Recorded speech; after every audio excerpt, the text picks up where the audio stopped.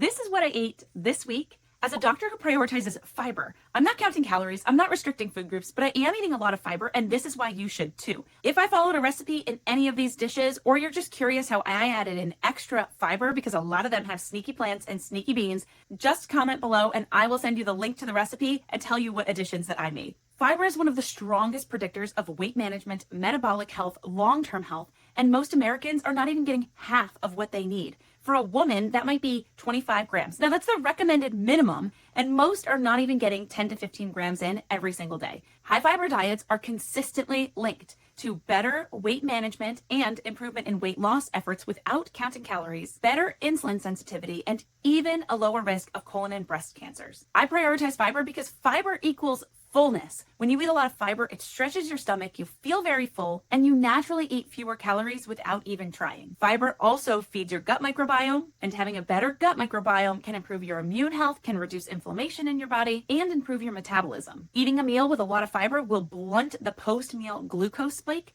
leading to more stabilized energy. And if you eat fiber, you can't eat as much processed foods because it's literally going to crowd out the space in your diet. If you're eating 25 or 30 grams of fiber in a day, you're not going to have a whole lot of space for other things. You will feel full, your energy will be better, and you will be less likely to snack. You can do this too by aiming to get a plant at every meal. Drink mostly water. If you're not drinking water, start there because you cannot add fiber if you're not getting adequate water. If you're already getting water, start with a fruit at breakfast. Have a fruit with every single breakfast this week. Aim to get a vegetable in by lunchtime. And if you missed that, then you have an opportunity at dinner to get another veggie. When you reach for a snack, make sure that it's fruit or vegetables. The fruit is a little bit easier to eat in the middle of the day when you're sitting at your desk and you just need something to get you through the rest of the workday. And learn to cook with beans or lentils. Start adding these into your meals in very simple ways. If you're ready and you want to learn how to eat like this with support, or you prefer a self-guided nutrition workbook, both are linked below. Start with a small habit and you will make significant changes over time. I care about you and I know that you can reach all of your health goals. You have so much control in choosing your own healthy destiny. Wake up tomorrow, start with water, have a piece of fruit. I know that you can do it.